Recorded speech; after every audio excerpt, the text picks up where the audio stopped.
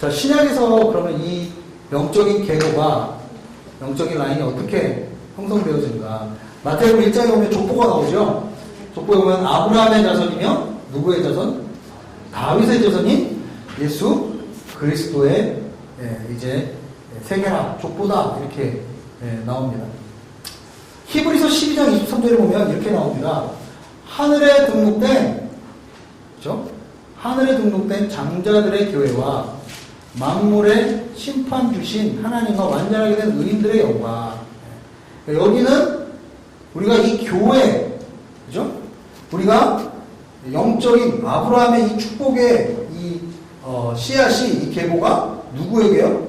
영적인 장자권이 누구에게 흘러가느냐?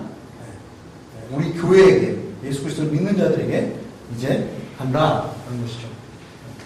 그래서 예수 그리스도께서는 로마서에 보면 육신으로는 다윗의 혈통으로 나셨지만 영으로는 부활로 하나님의 아들로 인정을 받으셨다. 그러니까 이제 창세기에서 나오는 이 육신의, 육체의 계보가, 그죠?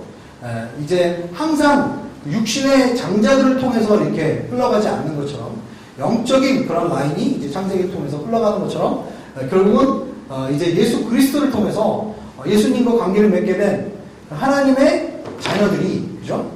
결국은 아브라함의 그 축복을 이어가는 영적인 장자권을 우리가 가지게 되는 그런 라인으로 우리가 이해할 수가 있다. 이렇게 또한 우리가 한번 살펴볼 수가 있겠습니다. 자, 그 다음에 땅에 대해서 우리가 한번 살펴보겠습니다. 창세기에 또 나오는 중요한 개념 중에 땅과 인간이라는 개념이 있습니다.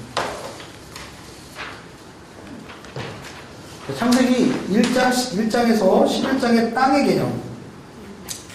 자, 이 땅을 사람을 아담이라고 부르고요. 이 땅을 아담아라고 얘기합니다. 히브리어로. 네. 그런데 재미있는 것은 인간은 뭘로 지어졌어요? 네, 흙으로 지어졌어요. 그죠? 그리고 인간은 범죄에 의해 에덴에서 쫓겨났고, 그죠? 특정 땅이죠. 에덴 동산도 특정한 이 땅에서 쫓겨나게 되었습니다. 그리고 땅이 저주를 받아서 평생 노력하며 경작을 해야 했습니다. 그죠? 그래서 땅과 인간은 굉장히 밀접한 관계를 가지고 있다. 그러니까 우리가 이제 서양적인 사고방식에서는, 그죠? 땅을 하나의 어떻게 보면 물질로 생각할 수 있는데, 그러나 우리 동양적인 사고방식, 아프리카도 그런 게 있을 수도 있습니다. 이 아프리카 농부들이 이 땅을, 그죠? 우리 옛날에 한국 농부들도 땅을 자기 생명의 일부로 여겼어요. 자기의 삶의 일부로 여겼다는 거죠.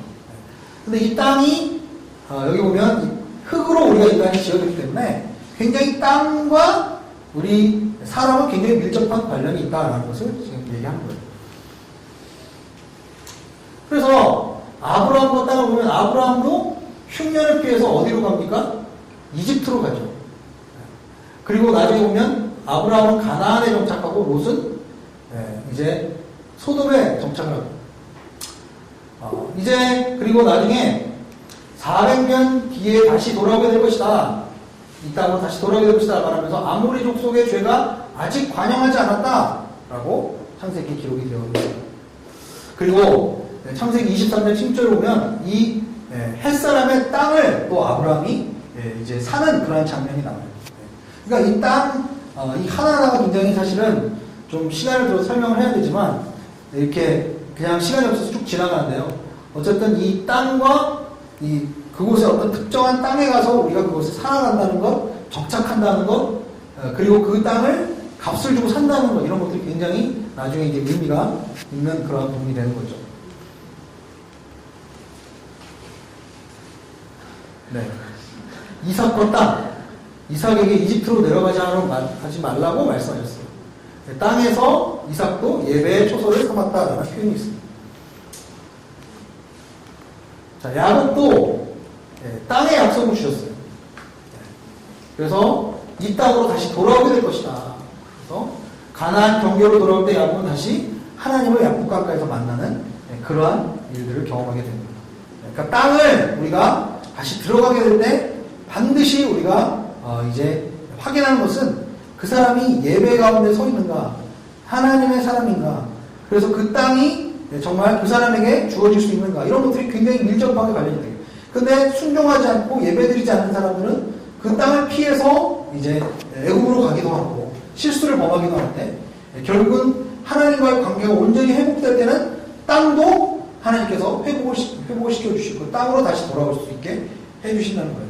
아까 아브라함과의 언약 속에서 세 가지 중요한 요소가 있다고 했잖아요. 첫 번째는 씨, 두 번째는 땅, 세 번째는 축복. 이게 있다고 했어요. 그러니까 씨는 뭐예요? 결국은 애국으로 이스라엘 백성이 가서 지냈던 것은 그 씨를 갖다가 완전히 하나님의 약속대로 그 씨를 불리는 거죠. 그리고 땅도 나중에 가나안 땅으로 다시 들어가게 됩니다. 그러니까 하나님의 언약의 성취로 우리가 보는 거죠. 자, 민수기와 여호수아에서 땅의 의미는 무엇인가? 한번 이제 민수기 여호수아에서 일치를 찾게 됐잖아요. 이런 관점에서 하면 땅과 하나님의 언약 백성 차원에서 이 땅을 우리가 차지한다는 것은 어떠한 의미가 있는 것인가? 네. 그리고 구약 성경에서 기업이라고 하면 내가 너에게 기업을 주겠다고 하면 그게 뭘 의미하는가?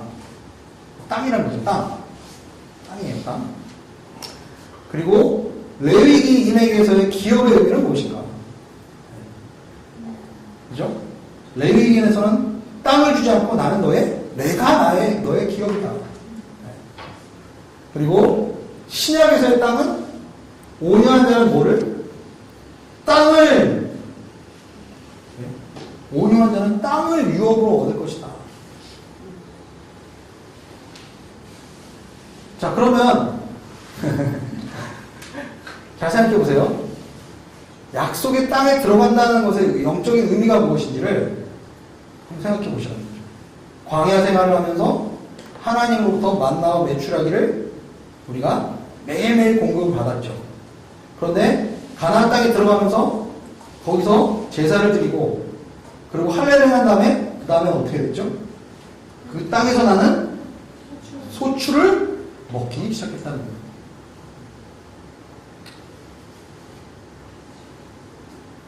그리고 왜 그러면 레위인들한테는 땅을 기업으로 주지 않고 내가 너의 기업이다 라고 했을까?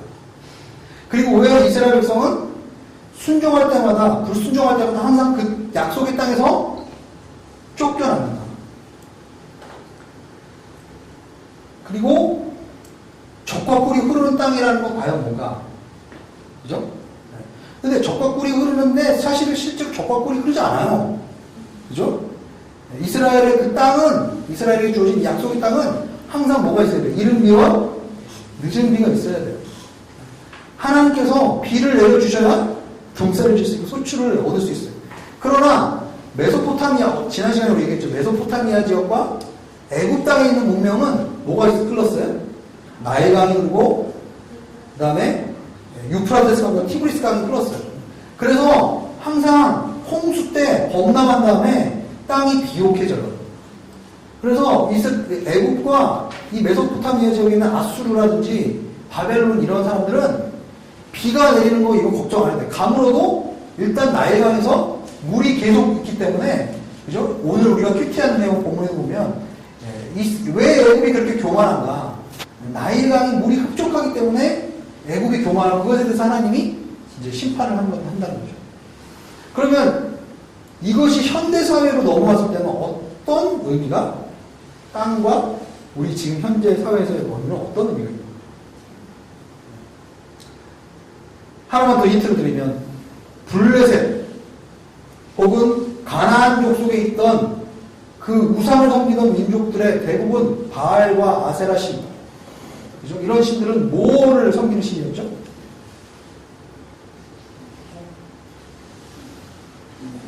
네, 풍요의 신이죠. 다산의 신, 풍요의 신, 그죠?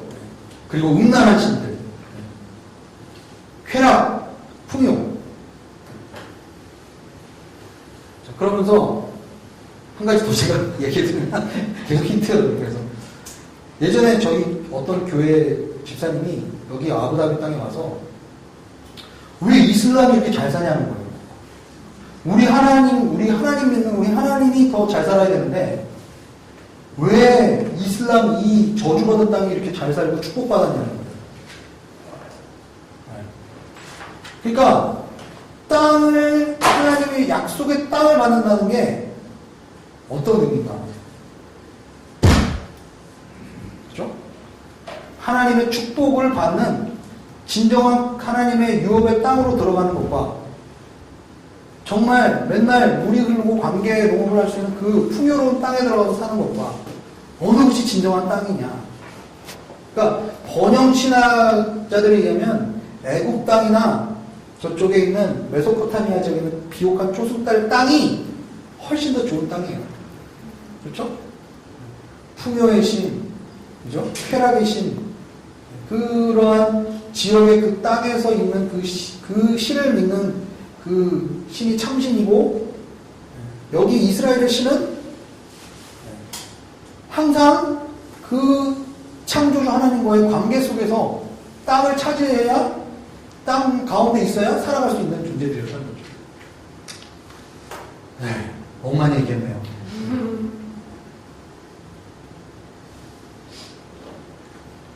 그래서 땅과 순종의 의미 굉장히 중요하다는 거죠.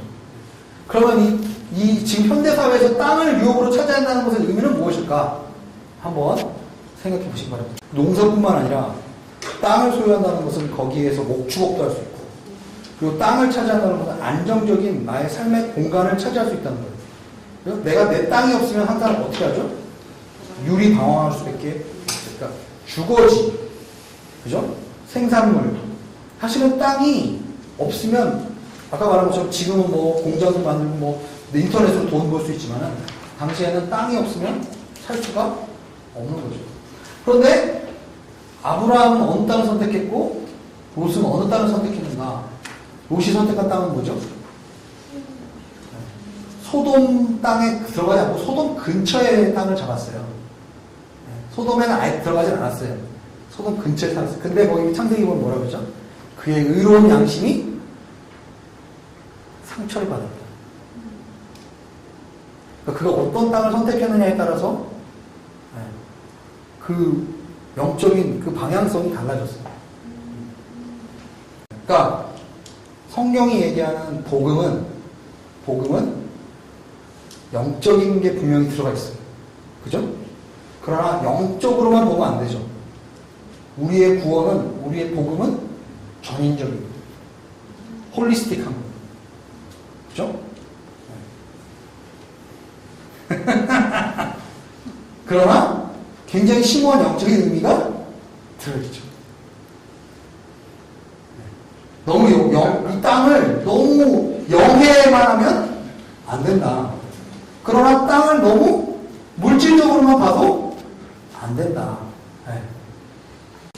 블레셋이 철기를 가지고 있었어요. 제가 지난 시간에 얘기했죠. 그 이스라엘 백성이 청동기 시대 때 블레셋은 에게해에서, 이번에 우리 그리스 갔다 왔는데 에게해를 봤습니다. 그 에게해에 그 철기 문명을 가지고 들어왔어요. 그래서 이 철기 문명을 통해서 엄청난 부와 군사력과 이런 걸 가지고 있었어요. 그래서 이스라엘 백성이 그 외부에서 온 민족들이 섬기는 그 신을 따라서 섬기고 싶었어요. 뭐예요? 이스라엘이 결국 섬긴 신은 그냥 뭐 불교에 나오는 그런 뭐 부처상 이거 그냥 전한 게 아니라 그 우상에 담겨있는 의미는 뭐냐면 사실은 그 안에 있는 번영과 풍요와 돈과 이런 쾌락과 이런 신들을 섬겼다는 거죠. 그러니까 그게 하나님의 관점에서 보면 지금 아랍에미리트가 지금 누리고 있는 이 부가 진짜 축복인가? 아프리카의 부르키나파소에 찢어지게 가난하게 사는 형제들이 저주받은 사람들인가? 그렇게 생각하지 않나요? 행복지수 누가 더 높은가? 부르키나파소가 높죠.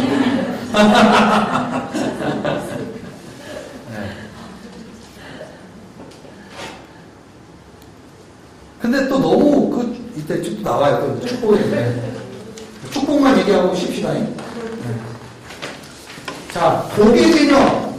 그죠? 복의 개념을 좀 이해할 필요가 있어요. 축복의 문자적 의미는 뭐냐? 히브리어로 축복하다, 축복받다, 축복으로 가득 차다. 이러한 뜻이 있는데 사실은 능동의 의미보다는 수동의 의미가 많아요. 우리 저기 축복이 아랍어로 바라카, 그죠? 네. 바라카 땅이 축복의 땅이잖아요, 그죠? 네. 가운데 가면 축복이 하나도 없어. 그냥 가면 어제 먼저 사람이 있어. 근데 바라카야. 네. 근데 히브리어에서는 이 바라라는 동사가, 바라카라는 동사가 이 축복을 수동의 의미가 있고요. 축복을 주시는 분께 집중하는 거예요.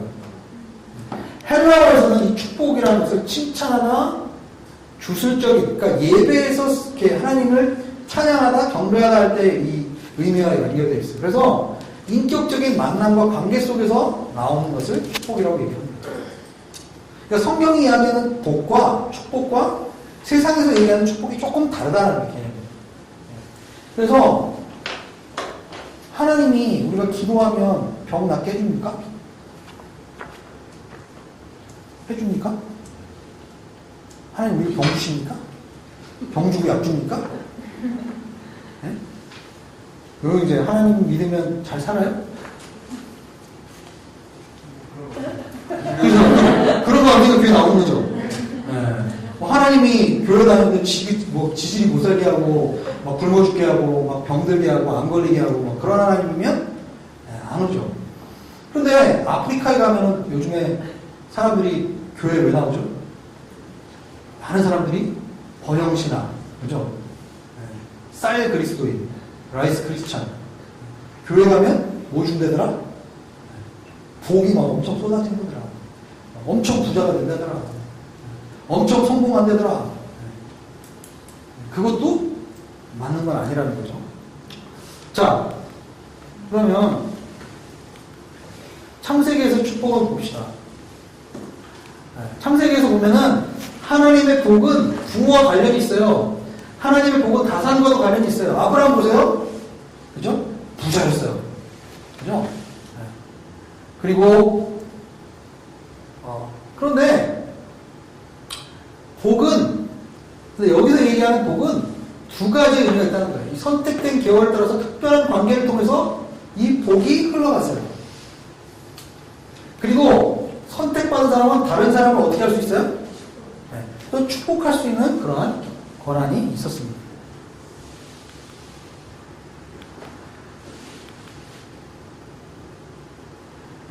아브라함의 축복을 보면은 아브라함은 떠나야 한다. 땅과 자손이 있어야 한다. 누가 이름을 높여주는가? 하나님이 이름을 높여주시고 또 아브라함의 대적으로부터 보호해주시고 그리고 그 아브라함의 복이 열방으로 흘러가는 그러한 모습이 있었습니다. 그러니까 성경에서 이야기하는 복은 분명히 다산도 있고 건강도 있고 부유함도 있는데 그것 자체가 목적이 아니었다는 거예요. 그리고 그것을 주시는 분에 초점이 맞춰져 있지 그분을 통해서 흘러나오는 것에 초점이 있는 것이 아니라는 거예요. 기복신앙은 뭐예요? 하나님보다 하나님께서 주시는 것에 더 관심 있는 신앙이 기복신앙이에요. 근데 사실은 우리 신앙의 본질은 진정한 축복은 내가 그분과 관계를 맺는 것이 그죠? 복의 근원과 관계를 맺는 것이 복이죠. 그리고 그 복을 반드시 성경에서는 우리는 흘려보내도록 되어 있다는 거예요. 선택해서 복을 주시면 그 복을 흘려보낼 수 있게 우리를 하셨다는 거죠.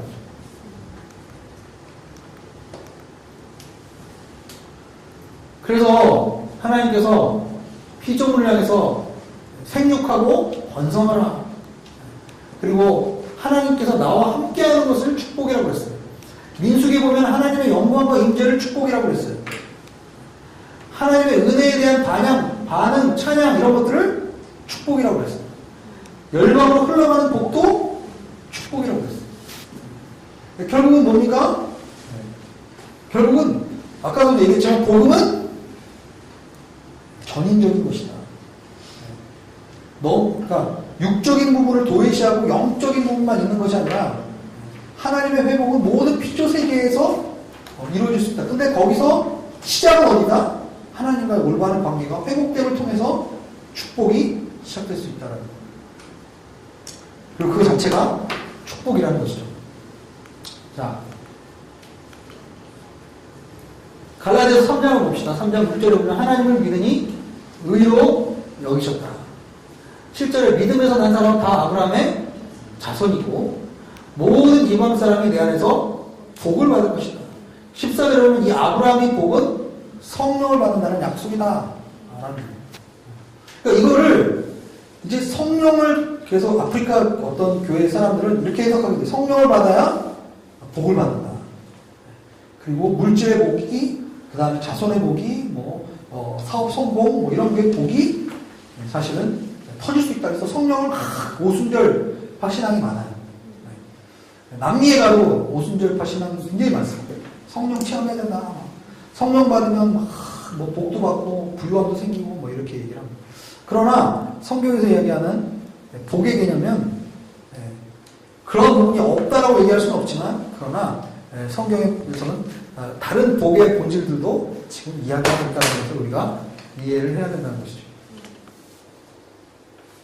네. 자, 그러면 여기까지 창세기에 대해서. 자, 출애굽기 15장 3절에 보면은 주의 선하심으로 주께서 구속하신, 이게 출애굽기 15장은 어떤 부분이죠?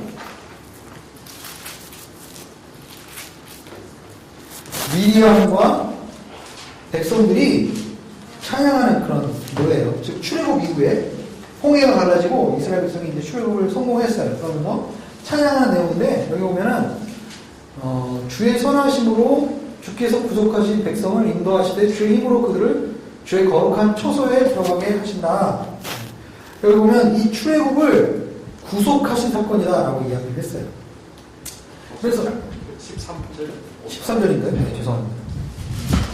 15장 13절. 네. 죄송합니다. 고쳐주십시오. 13절. 자, 그래서 이 구속에 대해서 우리가 좀 이해할 필요가 있어요. 출애굽을 구속의 의미로 우리가 한번 생각을 해볼 때, 구속은 영어로는 redeem이라는 단어입니다. redemption이라는 단어가 이 구속에 나오죠. 이 구속이라는 말의 의미는 어떤 사람이 전에 상실한 것을 다시 되사는 재정적인 거래를 의미합니다.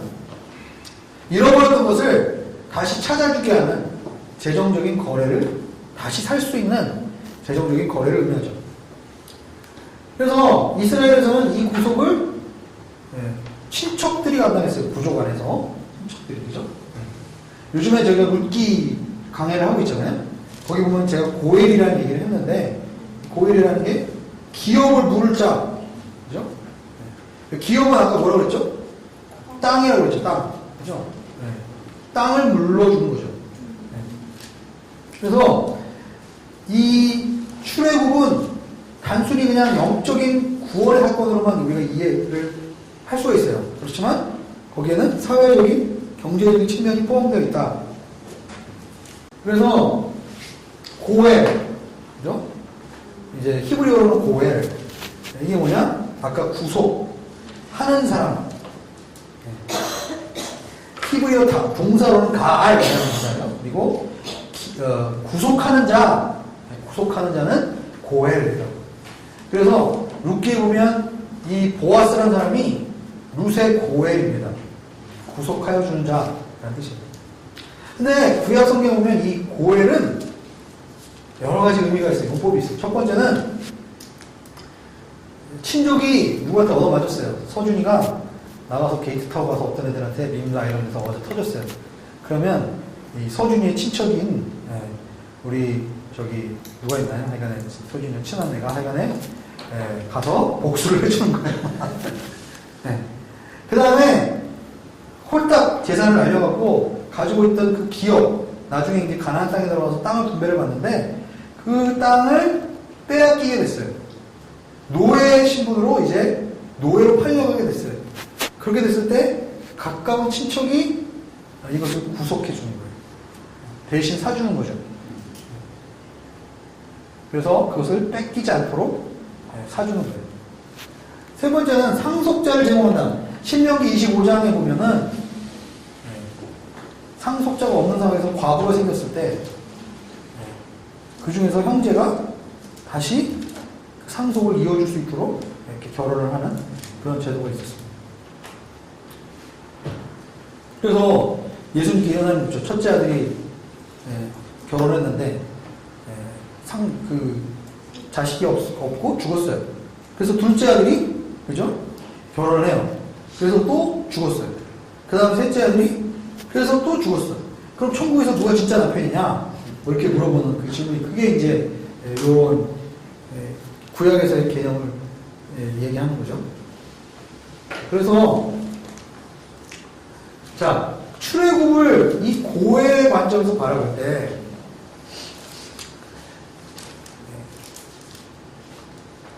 하나님이 이스라엘 민족의 고해이라는 거예요.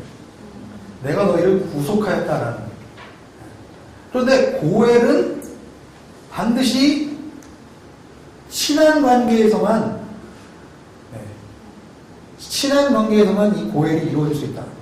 하나님과 이스라엘 백성이 어떤 관계다? 아주 친밀하고 그리고 헌신적인 사랑을 할 수 있는 언약 관계에 있었기 때문이다. 두 번째는 가족으로서 의무가 있기 때문에 보호나 구출을 해야 될 의무가 있는 거예요. 아까 언약은 뭐가 있다고 했죠? 언약은 우리에게 주어지는 특혜고 특권이고 은혜지만 그 언약 관계 안에는 뭐가 성립된다? 의무 조항이 들어간다. 그래서 강한 자는 약한 자를 보호하고 그 다음에 지켜줄 그리고 구출해줄 그러한 의무가 있었다. 그리고 효과적인 회복, 노예와 억울의 속박에서 우리를 자유케 벗어나게 해주셨다. 그리고 구속은 반드시 뭐다? 대가를 지불함이 없이는 이루어지지 않는다. 그래서 6월절 사건을 통해서 우리는 무엇을 배웁니까? 어린 양의 피가 문설주에 발라졌고 그리고 그 어린 양이 대신 피를 흘림으로써 그죠? 패스오버 뛰어넘었어요. 6월절. 그래서 그러한 결국은 대가를 지불을 했었죠. 그래서 이 출애굽을 우리가 어떻게 이해할 수 있느냐? 하나님의 구속은 단순히 그냥 아까 얘기한 것처럼 영적인 구속에서만 끝나지 않았다는 거예요. 정치적으로 이스라엘은 이민자였고 소수자 신분으로 노예로 전락했어요. 그래서 비이성적인 공포라든지 정치적인 음모라든지 부당한 차별의 표적이 되었습니다. 그래서 이스라엘 백성이 하나님 앞에 울부짖고 부르짖었어요. 그 부르짖음이 하나님의 그 귀에 상달이 되었다라고 했죠. 그랬을 때 이스라엘이 겪었던 그 아픔 중에서 고통 중에서 이러한 부분들이 있었다는 거예요. 경제적인 측면에서 보면은 강제 노동을 착취를 당했죠. 그리고 사회적으로 보면은 이스라엘의 히브리 아이들의 이 숫자가 많아지니까 이 히브리의 사나이 아이들을 죽이려고 했어요. 그래서 모세가 어떻게 됐죠? 원래 죽었어야 되는데 산파가 히브리 산파들이 하나님을 경외함으로 그래서 이제 그 아이들을 보호했죠. 즉 만약에 그 히브리 남자아이들이 죽었다면 가정이 깨지는 그러한 일들이 일어날 수 있었다. 사회적으로도 가족이 파괴되는 사회가 이제 깨어지는 그런 아픔을 우리가 겪을 수 있었다. 그리고 중요한 것은 여기서 보면 아바드라는 동사가 나오는데 나로 하여금 하나님을 섬기게 하옵소서. 내가 광야로 가서 하나님을 섬기게 하옵소서. 그래서 내가 여기를 떠나서 광야로 나가야 하는 이유가 하나님을 섬기기 위함이다 라고 얘기했어요. 이 섬긴다는 게 아바드라는 표현인데 이 아바드는 종이 노예 형태에서 섬기는 것도 얘기를 하지만 그것이 또한 예배에 대한 그래서 우리가 월십 서비스라고 그러잖아요. 예배를 섬김으로 표현을 하긴 한다는 거죠. 그래서 나로 하여금 나의 신인 하나님을 섬기게 하옵소서. 그러니까 출애굽은 단순히 그냥 이스라엘이 노예 상태에서 해방된 것을 의미하지 않고 이스라엘의 예배, 이스라엘의 섬김의 대상이 누군지를 다시 회복시키는 그러한 과정이었다는 거예요. 그래서 출애굽기 4장 22절에 이스라엘은 나의 장자라 내 아들을 보내주어 나를 섬기게 하라. 그래서 이스라엘이 광야로 나가서 하나님을 예배하고 제사 드릴 수 있게 해달라고 요청을 한 거예요. 그래서 출애굽은 해방이 목적이 아니라 예배자를 만드는 데 목적이 있었다라고 우리가 생각해 볼 수가 있겠죠. 하나님을 알고 하나님을 섬기고 하나님을 예배하는 백성으로 이제 부르셨기 때문에 그 애굽의 억압과 착취와 노예 상태에서 우리를 해방시켜 주시는 그런 사건입니다. 근데 그 해방의 의미가 그냥 단순한 어떤 정치적인 혹은 어떤 한 영역에서만 국한된 게 아니라 굉장히 하나님의 구원의 사건, 구속의 사건은 룻이 보아스를 통해서 결국 회복한 것은 땅만 회복한 게 아니었어요. 엘리멜렉의 잃어버릴 수 있는 땅만 회복된 게 아니라 결국은 나중에 상속자까지도 회복하는, 그죠? 그리고 그 가문 전체가 회복되어지는, 사회적인 회복, 영적인 회복, 그죠? 그리고 경제적인 회복, 그런 모든 면에서 전인적인 회복이 올 수 있어요. 출애굽도 그러한 맥락에서 봐야 한다는 거죠. 10가지 재앙을 어떤 식으로 바라볼 것인가. 10가지 재앙 중에 보면은 해가 어두워지는 그런 재앙도 있었고, 그 다음에 나일강이 빛빛으로 변하는 재앙. 근데 이 10가지 나오는 이 대상들이 대부분 당시에 애굽 사람들이 두려워하며 숨겼던 그런 신들이다. 그러니까 하나님의 이 재앙은 애굽 사람들을 사실은 영적인, 사회적인, 정치적인 노예 상태로 우리가 있게 하는 그런 애굽의 신들에 대한 하나님의 구원의 사건입니다. 그러니까 단순히 그냥 이렇게 그렇게 우리가 애굽에 종살이하다가 빠져나오라 이렇게만 이해하는 것이 아니라 이 출애굽 사건을 우리의 구원의 사건과 이렇게 대비시켜 보면 좋겠다는 생각을 하는 거죠. 여기까지 질문 있으신가요? 자, 근데 출애굽기는 사실은 이름 자체가, 그죠? 이름 자체가 출애굽기니까, 그죠? 네, 출애굽기니까 사실은 출애굽 사건이 제일 중요한 것 같죠, 그죠? 그러나 사실은 1장부터 몇 장까지요?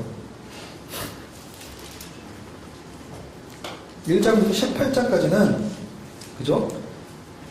이스라엘이 애굽에서 탈출해서 사실은 광야에 들어와서 이런 겪게 되는 그런 사건들까지가 1장에서 18장까지라고 한다면은 출애굽기 19장부터 출애굽기 몇 장까지 있죠? 40장까지 있죠? 40장까지는, 즉 출애굽기의 거의 3분의 2에 해당되는 내용이 사실은 출애굽에 관련된 내용이기보다는 신해산 언약에 관련된 내용입니다. 그래서 출애굽기의 사실 가장 중요한 핵심적인 개념은 물론 애굽에서 탈출해 나왔다는 것도 굉장히 중요하지만 모세오경 전반으로 봤을 때 가장 중요한 것은 모세와 하나님의 백성들이 신해산에서 하나님과 맺었던 이 언약이 굉장히 중요하다. 자, 그래서 신해산 언약을 좀 살펴보겠습니다. 출애굽기 19장을 한번 살펴보세요. 출애굽기 19장 펴놓으시고 아예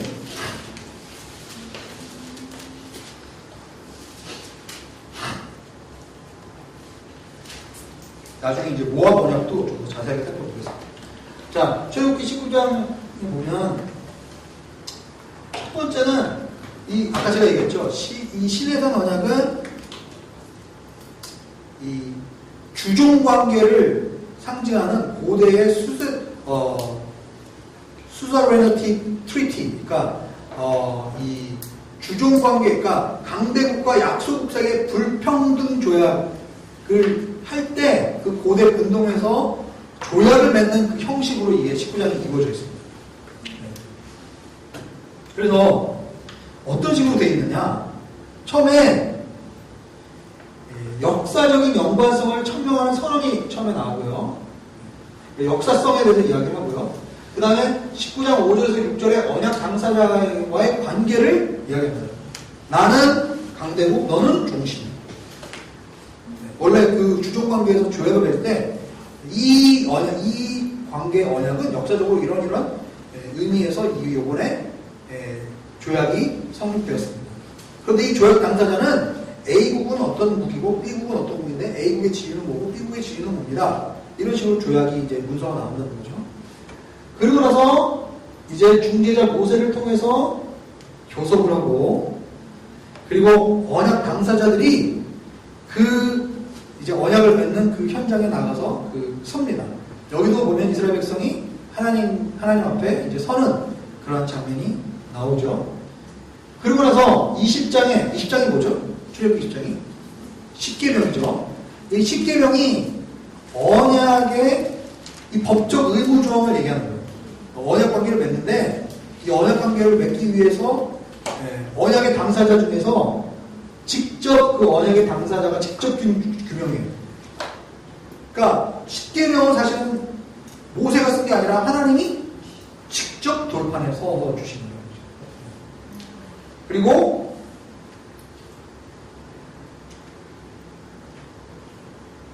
그 다음에 21장에서 23장은 중재자를 통해서 준 조건. 이것은 뭐예요? 이 10계명을 더 자세하게 이제 더 설명하는 그런 개념을 이거는 누가 쓴 거예요? 이거는 언약 파트, 언약책이라고 얘기하는데 이거를 모세가 썼다는 거죠. 규범을 더 자세하게 기록을 해놨다. 그러나 출애굽기 24장 3절에서 8절에 보면 언약 비준 예식이 나옵니다. 이것을 그러니까 처음에 언약 당사자를 규명하고 그 다음에 언약 당사자들이 앞에 서고 그 다음에 언약의 규범들에 대해서 규칙에 대해서 지켜야 될 사항들에 대한 의무 조항에 대해서 얘기하고 그 다음에 출애굽기 24장에 보면은 언약을 이제 비준하는 예식을 발행합니다. 비준 예식은 뭘로 이루어지죠? 피가 없이는 이루어지지 않습니다. 피를 뿌리는 예식이 있죠. 그러고 나서 이스라엘 백성이 다 그것에 그 언약을 비준하기로 동의를 합니다. 그러고 나서 24장 9절에서 11절을 보면 축하하는 축하 예식을 하게 되는 거죠. 네. 그러니까 철저하게 이 시내산 언약은 당시에 이 공적인 언약을 맺을 수 있는 그런 구조로 이렇게 언약이 이루어졌다. 그러니까 출애굽기 19장부터 24장까지가 시내산 언약을 다 포괄하고 있는 것입니다. 그러니까 10계명을 우리가 얘기할 때 10계명을 지킴으로써 우리가 구원을 받을 수 있느냐? 그것이 아니라는 거죠. 하나님의 언약을 하나님께서 우리를 노예 상태로 있다가 정치적인, 사회적인, 경제적인, 영적인 그러한 억압과 사실은 노예 상태에 있는 우리를 하나님이 구속해 주셨고 그리고 그 구원받은 백성이 하나님과 이제 공식적으로 공적인 언약을 맺는 관계를 형성을 하는 거죠. 그래서 그 공적인 언약의 그 언약 백성으로서 지켜야 하는 의무사항으로서 우리에게 율법을 주신 거예요. 그리고 거기에 따라서 언약 당사자들이 이제 그것을 이제 여기 우리로 치면 서명하고 날인 찍고 그 다음에 나중에 피로연을 여는 거죠. 그러면 그 이후에 뭐가 나오죠? 출애굽기 보면 그 다음에 뭐가 나요? 내일 다음 주 우리가 할 성막. 그죠? 그럼 뭐예요? 언약을 맺고 그 다음에 성막은 뭐죠? 용호 형제랑 보미자매가 작년도 올해지? 아, 작년에 벌써. 네. 언약을 맺고 지금 어떻게 살고 있죠? 같이 살고 있죠? 네. 성막은 뭐예요? 언약을 맺고 그 언약 당사자들끼리 같이 사는 그런 것을 보여줍니다. 그렇죠? 그래서 하나님이 임마누엘 하나님, 우리의 진중에 거하시는, 그렇죠? 성막이 이스라엘 진중에 있었죠. 진 한 가운데 있었습니다. 하나님 거기에 와서 거하십니다. 하나님과 언약 백성과의 그 동행, 동거, 함께 사는 그런 것을 보여주는 거죠. 그래서 언약 당사자는 누군가? 출애굽기 19장 5절에서 6절에 보면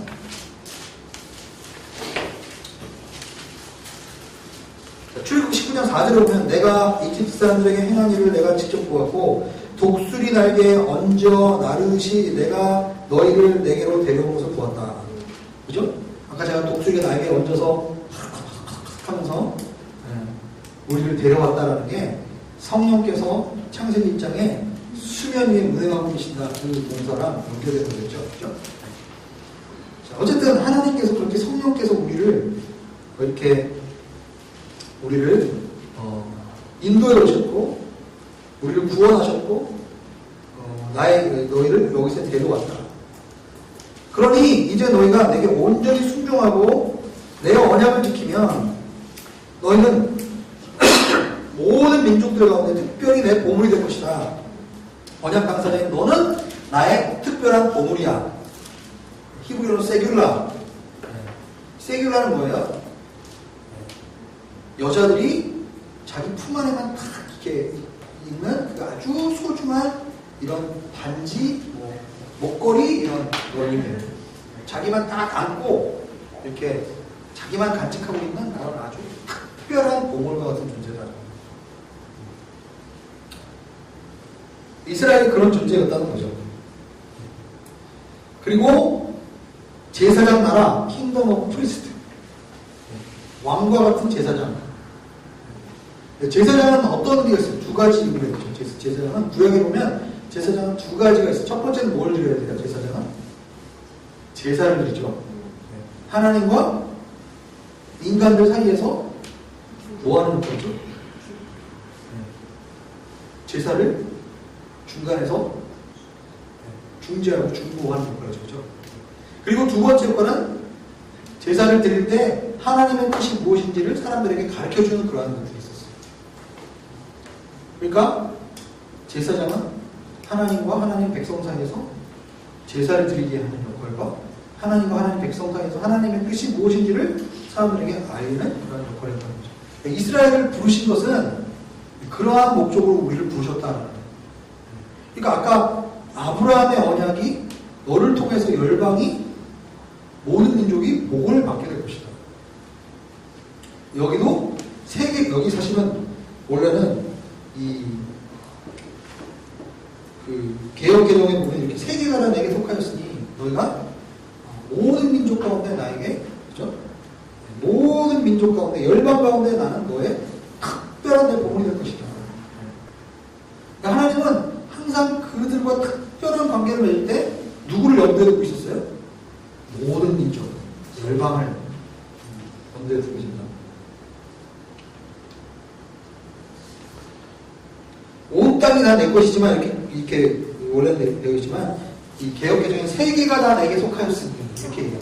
저는 그 표현이 더 마음에 드는 거예요. 세계가 다 내게 속하였으니 너희가 내 언약을 지키면 너는 이 모든 민족들 가운데서 내게 특별한 세귤라가 될 것이고,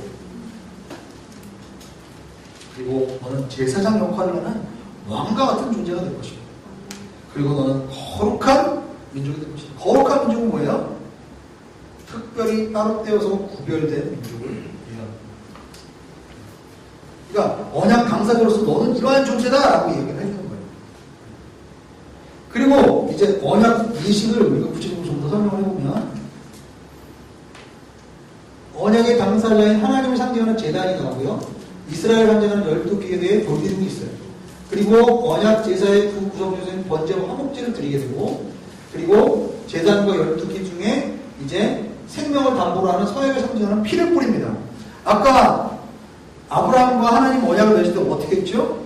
동물을 쪼개서, 반으로 쪼개서 그 사이로 지나가게 했던 그러한 사실은 개념과 연결되는 개념이라고 할 수 있죠.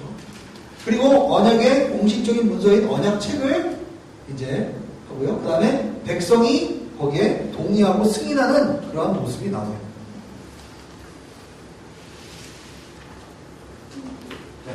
그러니까 이러한 예식을 통해서 공식적으로 언약이 맺어지고, 그러니까 우리가 율법의 역할은 무엇인가? 율법의 역할은 언약이라는 관계를 형성함으로써 그 언약 백성이 살아야 하는, 그 언약을 지키게 되는 그 언약하는 그분에 대한 그것을 우리가 이해할 수 있는. 그래서 아까도 아브라함 창세기 18장에 보면 뭐라고 나옵니까? 내가 너를 선택한 이유는 너로 하여금 나의 길을 알게 하여서 그것을 통해서 나의 법도와 나의 것을 지키고 그것을 통해서 나를 나타내는 거예요. 그렇게 아브라함에게도 그렇게 하나님께서 이야기하셨는데, 동일하게 지금 그러한 원리가 계속적으로 흐르고 있다는 것을 우리가 알 수가 있는 것이죠. 그래서 성막은 언약 당사자들끼리 함께 사는 장소가 성막이다. 성소는 사람을 위한 장소고 지성소는 하나님을 위한 장소다. 요번에 제가 그 그리스에 갔는데 그리스 없어졌어요. 그리스 정교회 교회 가니까 그리스 정교회가 아직도 세 부분으로 나눠져 있더라고요. 새 신자들이 교육받는 성전 뜰이죠. 성전 뜰. 성막 뜰이 있고 그 다음에 우리 신자들이 들어가서 예배드리는 두 번째 장소가 있어요. 그리고 프리스트만이 들어갈 수 있는 지성소가 따로 있더라고요. 그 공간을 세 개로 나눴더라고요. 그래서 의미가 있다. 물론 그걸 우리가 절대적으로 받아들이지만 안 되지만 분명히 거기에 영적인 의미가 있죠. 그리고 초신자들이 있는 그 처음 공간 있잖아요. 거기에 벽화나 이런 게 뭐가 들어가 있냐면은 막 그 사람들이 막 사자에 찢겨 죽고 그 칼에 맞아 죽고 이런 그림이 막 가득 차 있어요.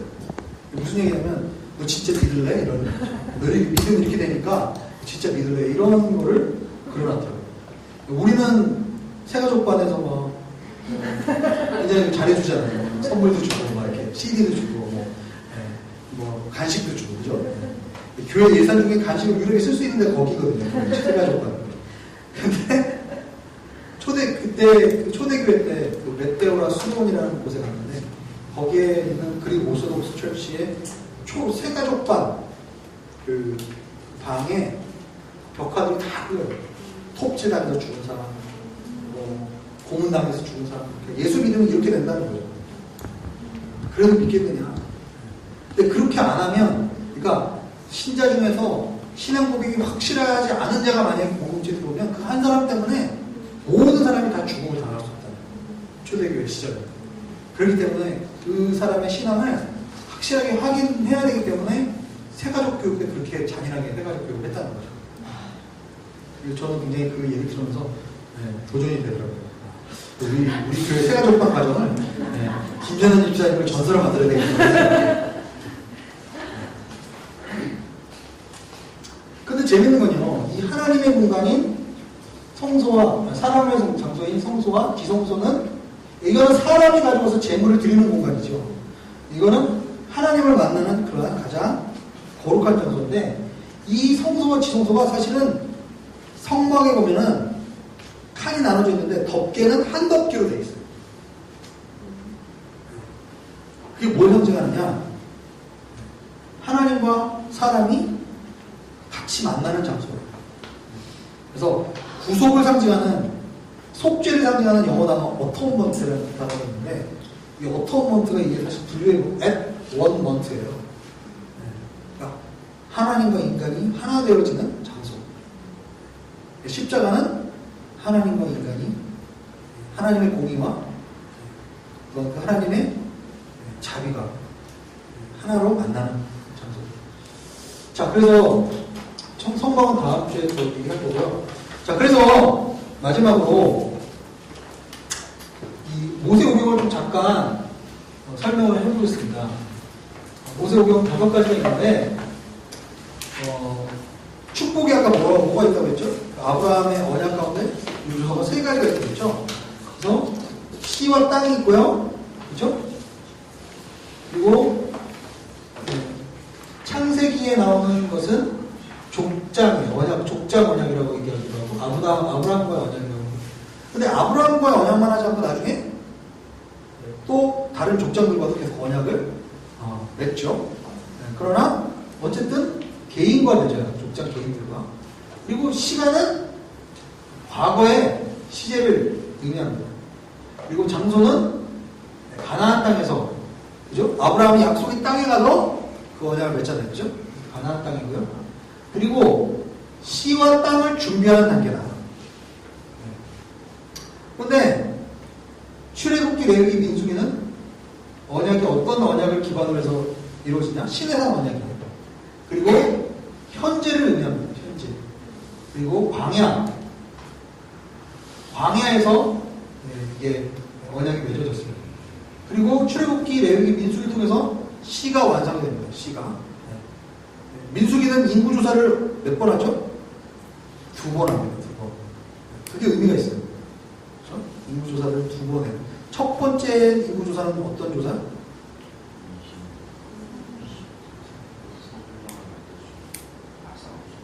예. 그죠? 근데 그 사람들이 다 죽고 다시 나중에 또 인구조사를 하는 거죠. 예. 자, 그래서 광야에서 이루어졌고 이건 현재의 시제를 상징합니다. 우리가 현재 지금 살아가는 삶을 나타내는 거예요. 그러니까 우리는 하나님이 예전에 나를 구원하셨고, 그죠? 그러니까 구원의 뭐라고 얘기할 수 있어요? 이게 구원의 과거형, 현재형, 구원의 미래.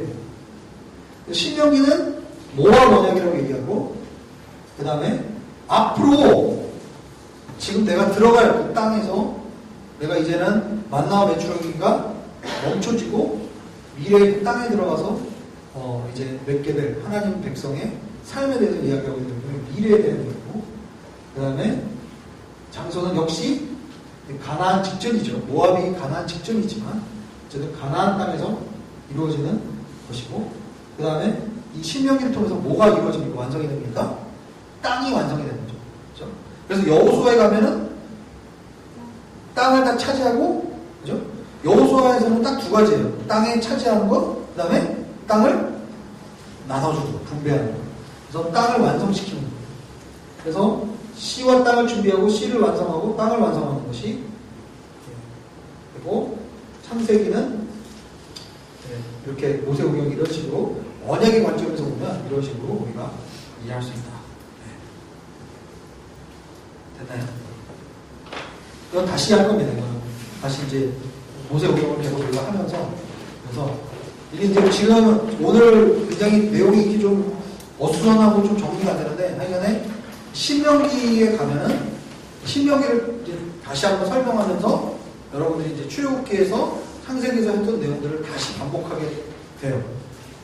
신명기라는 게 다시 두 번째 이야기하는 그런 언약이라는 얘기거든요. 그래서 신명기를 우리가 다음 주에 정리하면서 좀 더 자세하게 이제 언약에 대해서 마지막으로 정리를 할 수 있는, 시간이 너무 짧습니다. 이게 모세오경을 2주 만에 이걸 한다는 것은 사실은 좀 거시기한 건데, 어쨌든 여러분들한테 성경을 읽으면서 도움이 되시면 좋겠다는 생각이 들고요. 그래서 다음 시간까지는 모세오경을 다 읽어오시는 게 그거죠. 네.